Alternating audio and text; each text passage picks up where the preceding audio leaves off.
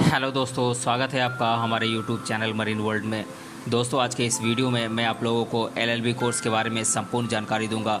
दोस्तों, वीडियो में आगे बढ़ने से पहले मैं आपसे रिक्वेस्ट करना चाहूँगा कि अगर आपने अभी तक मेरा चैनल सब्सक्राइब नहीं किया है तो इसे ज़रूर सब्सक्राइब कर लीजिएगा और अगर वीडियो अच्छा लगे तो इसे शेयर ज़रूर कीजिएगा।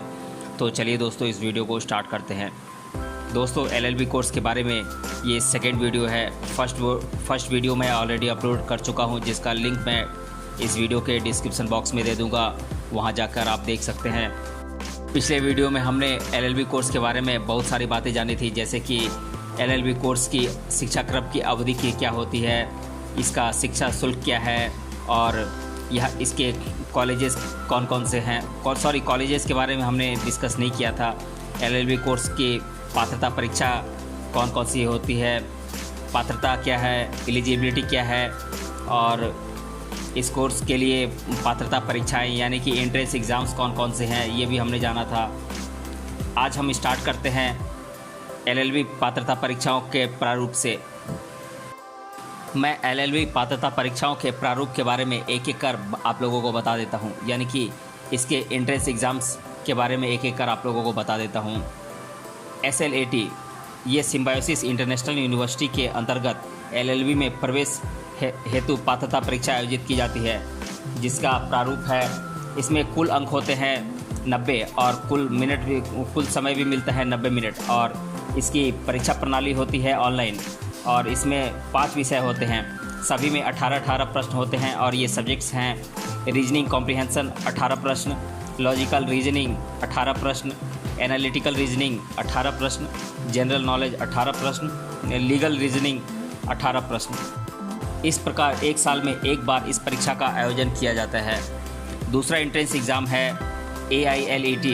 ये दिल्ली यूनिवर्सिटी के अंतर्गत एलएलबी शिक्षा क्रम के लिए ली जाने वाली पात्रता परीक्षा होती है, जिसमें परीक्षा का प्रारूप इस प्रकार है। इसमें कुल समय मिलता है 90 मिनट और इसमें कुल अंक होते हैं 150 और परीक्षा की प्रणाली है ऑफलाइन और इसमें 5 सब्जेक्ट्स हैं। एलिमेंट्री मैथमेटिक्स को छोड़कर सभी विषयों से 35 प्रश्न पूछे जाते हैं, जिसमें सब्जेक्ट्स हैं लीगल एप्टीट्यूड 35 प्रश्न, जनरल नॉलेज 35 प्रश्न, लॉजिकल रीजनिंग 35 प्रश्न, इंग्लिश 35 प्रश्न और एलिमेंट्री मैथमेटिक्स में 10 सवाल पूछे जाते हैं एक नंबर के। तीसरा एंट्रेंस एग्ज़ाम है MHCET। महाराष्ट्र राज्य के अंतर्गत होने वाली इस पात्रता परीक्षा को राज्य के सार्वजनिक, अर्ध सार्वजनिक तथा सार्वजनिक अनुदान प्राप्त लॉ महाविद्यालयों में यानी कि गवर्नमेंट, सेमी गवर्नमेंट और गवर्नमेंट फंडेड कॉलेजेस में छात्रों के प्रवेश हेतु चयन के लिए आयोजित किया जाता है। इस परीक्षा का प्रारूप इस प्रकार है। इसमें कुल अंक होते हैं 150, यानी कि इसमें एक नंबर के 150 सवाल होते हैं और कुल समय मिलता है 2 घंटा और परीक्षा प्रणाली होती है ऑनलाइन और परीक्षा का माध्यम होता है अंग्रेजी और मराठी और इसमें कुल 5 विषय होते हैं और इसमें मैं विषय के साथ साथ प्रश्नों की संख्या मैं बता देता हूँ। Logical reasoning and analytical reasoning 40 प्रश्न, मैथमेटिकल एप्टीट्यूड 10 प्रश्न, general knowledge with current affairs 30 प्रश्न, legal aptitude and legal reasoning 40 प्रश्न और इंग्लिश 30 प्रश्न। चौथा एंट्रेंस एग्ज़ाम है CLAT। भारत में होने वाले ये राष्ट्रीय स्तर के पात्रता परीक्षा होती है, जिसके द्वारा देश के विभिन्न राज्यों के छात्र एलएलबी में प्रवेश हेतु चयनित किए जाते हैं। इस पात्रता परीक्षा का प्रारूप इस प्रकार है। इसमें कुल समय होता है 2 घंटा और इसमें कुल प्रश्नों की संख्या होती है 150 और कुल अंक भी होते हैं 150 और परीक्षा की प्रणाली होती है ऑनलाइन और इसमें 5 सब्जेक्ट्स होते हैं। ये सब्जेक्ट्स हैं legal reasoning, logical reasoning, English language, quantitative techniques, current affairs including general knowledge. अब हम एलएलबी शिक्षा क्रम के पाठ्यक्रम के बारे में जान लेते हैं, यानी कि इस कोर्स के सिलेबस के बारे में जान लेते हैं। जैसा कि हम जानते हैं कि अगर हम एलएलबी का कोर्स ग्रेजुएशन की डिग्री पूरी करने के बाद करते हैं तो ये 3 साल का कोर्स होता है और इन 3 वर्षों में कुल 6 सेमेस्टर्स पढ़ाए जाते हैं और 6 सेमेस्टर्स में अलग अलग विषय पढ़ाए जाते हैं। मैं सेमेस्टर वाइज इन सभी विषयों के नाम आप लोगों को बता देता हूँ। सेमेस्टर 1 के विषय हैं labour law, family law 1, crime, law of contract 1, और एक वैकल्पिक विषय चुनना होता है, यानी कि ऑप्शनल सब्जेक्ट्स चुनना होता है। और चुनने के लिए सब्जेक्ट्स मिलते हैं trust, women and law, criminology, international economic law. तो ये 4 सब्जेक्ट्स होते हैं और इनमें से एक सब्जेक्ट चुनना होता है हमें। और सेमेस्टर 2 के सब्जेक्ट्स हैं family law 2, law of tort and consumer protection act, constitutional law, professional ethics. तो ये 4 सब्जेक्ट्स थे सेमेस्टर 2 के।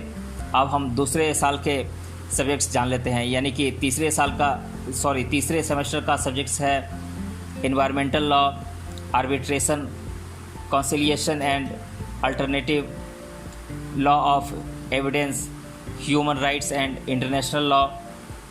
सेमेस्टर 4 के सब्जेक्ट्स हैं jurisprudence, law of contract 2, property law including transfer of property act, practical training, legal aid. और दूसरे वर्ष में भी यहाँ पर कुछ वैकल्पिक विषय चुनने के लिए मिलते हैं, जिसमें से कि एक विषय चुनना होता है, और ये विषय हैं comparative law, intellectual property law, law of insurance, conflict of law. तो इन 4 सब्जेक्ट्स में से एक सब्जेक्ट चुनना होता है वैकल्पिक विषय के तौर पर। अब हम जान लेते हैं तीसरे साल के सब्जेक्ट्स के बारे में।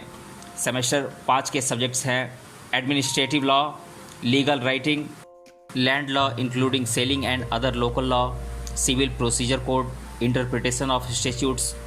6th सेमेस्टर के सब्जेक्ट्स हैं practical training 2, drafting, company law, code of criminal procedure, practical training, moot court. और 3rd ईयर में भी एक वैकल्पिक विषय चुनना होता है, जिसमें कि चुनने के लिए 3 सब्जेक्ट्स मिलते हैं। 3 सब्जेक्ट्स में से एक सब्जेक्ट आप लोगों को चुनना होता है।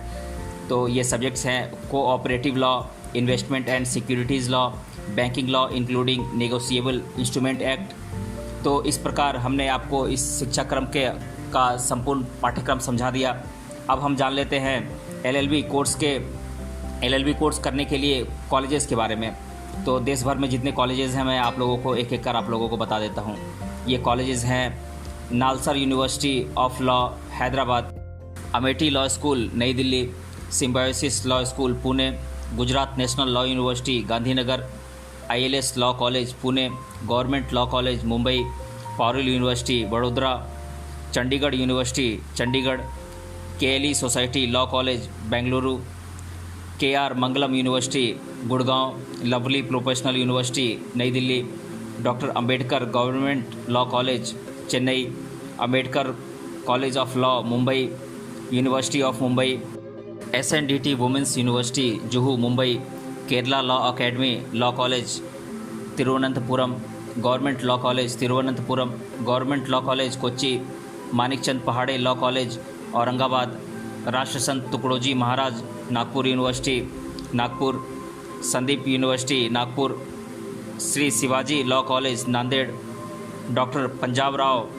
College of law Amravati, NS Soti law college Sangli, GS Raisoni law college Nagpur, central India college of law and LLM Nagpur, Amolak Chand college of law studies Yavatmal, Banaras Hindu university Varanasi, Deendayal Upadhyay Gorakhpur Vidyapeeth Gorakhpur, Indore institute of law Indore, Maharani Laxmibai government college of excellence Gwalior, government state law college Bhopal, Narmada college Jabalpur, Osmania university of law Hyderabad, Keshav memorial college of law Hyderabad, Mahatma Gandhi law college Hyderabad, Kingston law college Kolkata, Surendranath law college Kolkata, law college Durgapur, Jaipur national university Jaipur, government law college Ajmer, government law college Bikaner, Guru Nanak university Amritsar, Punjab university Patiala, Jindal global law college Sonipat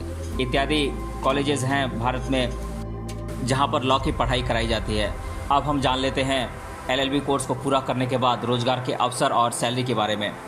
तो LLB course को पूरा करने के बाद आप कुछ खास पदों पर काम कर सकते हैं, जैसे कि legal consultant, public prosecutor, law professor, solicitor, notary, legal expert, session जज, ट्रस्टी, लॉ प्रोफेसर, सब मजिस्ट्रेट या मुंसिफ इत्यादि।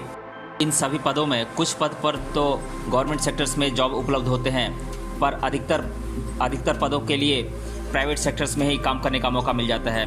इसलिए आपको प्राप्त होने वाली सैलरी पद और क्षेत्र के अनुसार तय होती है, जिसमें लॉ फ्रेशर को प्रैक्टिस के दौरान लगभग 1.5 लाख से 3 लाख रुपए तक की सैलरी प्राप्त होती है। वहीं सार्वजनिक क्षेत्र में काम करने वाले लॉयर को लगभग सालाना 4.5 लाख रुपए तक की सैलरी दी जाती है। वहीं अगर आप लॉ में मास्टर या पोस्ट ग्रेजुएशन की डिग्री हासिल करते हैं तो इस सैलरी में थोड़ी बहुत बढ़ोतरी की संभावनाएं होती हैं। कॉर्पोरेट क्षेत्र में काम करने वाले लॉयर लगभग सालाना 5 से 6 लाख रुपए तक की सैलरी आसानी से प्राप्त करते हैं। अब हम LLB कोर्स के बारे में छात्रों द्वारा अधिकतर बार पूछे गए प्रश्नों को एक एक कर जान लेते हैं। पहला प्रश्न है, क्या मैं कक्षा 12वीं के बाद लॉ की स्नातक डिग्री में प्रवेश ले सकता हूं?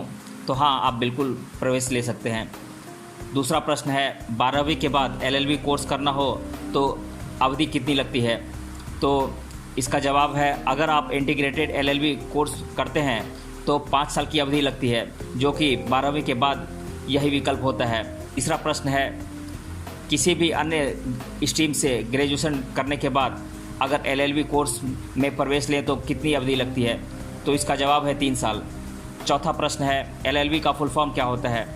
तो मैं बता दूं कि LLB का फुल फॉर्म होता है बैचलर ऑफ लेजिस्लेटिव लॉ।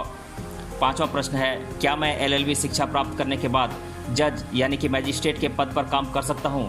तो इसका जवाब है नहीं, सीधे तौर पर आप जज के पद पर काम नहीं कर सकते। इसलिए आपको किसी भी जिला विभागीय बेंच कोर्ट या फिर उच्च न्यायालय में कुछ साल जैसे कि लगभग 10 साल तक वकालत की प्रैक्टिस करनी होती है। इसके बाद आपको जज के पद हेतु होने वाली परीक्षाओं को उत्तीर्ण करना होता है, तब आप इस पद पर काम कर सकते हैं। छठा प्रश्न है, LLB में प्रवेश हेतु शिक्षा धारा का कोई बंधन होता है क्या, यानी कि एजुकेशन स्ट्रीम का कोई बंधन होता है क्या? तो इसका जवाब है नहीं, किसी भी शिक्षा धारा से 12वीं या फिर ग्रेजुएशन की शिक्षा पूरी करने के बाद आप इस कोर्स में प्रवेश ले सकते हैं। सातवां प्रश्न है, क्या LLB में प्रवेश हेतु पात्रता परीक्षा देना अनिवार्य होता है? तो मैं बता दूं कि ये सब चीज़ें कॉलेज और यूनिवर्सिटी पर निर्भर होती है। जहां कहीं पर पात्रता परीक्षा के अनुसार प्रवेश मिलता है तो बहुत सारी जगहों पर सीधे तौर पर यानी कि डायरेक्ट एडमिशन दिया जाता है। आठवां प्रश्न है, 12वीं के बाद LLB कोर्स को किस नाम से जाना जाता है तथा उसके प्रकार क्या होते हैं? तो ये कोर्स हैं इंटीग्रेटेड कोर्स होता है, जिसमें BA LLB, BSc LLB, BCom LLB तथा BBA LLB आदि शामिल होते हैं। 9वां प्रश्न है, क्या मुझे LLB कोर्स को पूरा करने के उपरांत सार्वजनिक क्षेत्र में वकील की नौकरी मिलेगी? तो इसका जवाब है हाँ, पर इसके लिए सरकारी वकील के लिए ली जाने वाली प्रतियोगिता परीक्षा आपको उत्तीर्ण करनी पड़ेगी। 10वां प्रश्न है, क्या LLB में प्रवेश हेतु गणित विषय 12वीं में तथा ग्रेजुएशन में पढ़ते समय शिक्षाक्रम में होना अनिवार्य होता है? तो नहीं, यह कोई अनिवार्यता नहीं है। तो दोस्तों, आपको इस वीडियो के माध्यम से LLB कोर्स से जुड़ी हमने लगभग सभी जानकारी आपको दी है, जिसे जानने के बाद आपके मन में इस कोर्स से जुड़ी जितनी भी शंकाएं थी उसका समाधान हो गया होगा, तथा जब भी आपको इस कोर्स में प्रवेश लेना हो तो ज़रूर आपके पास अनुकूल जानकारी होगी। आशा करते हैं कि ये जानकारी आपको पसंद आई होगी। मिलते हैं अगले वीडियो में किसी अन्य टॉपिक के साथ, तब तक के लिए धन्यवाद।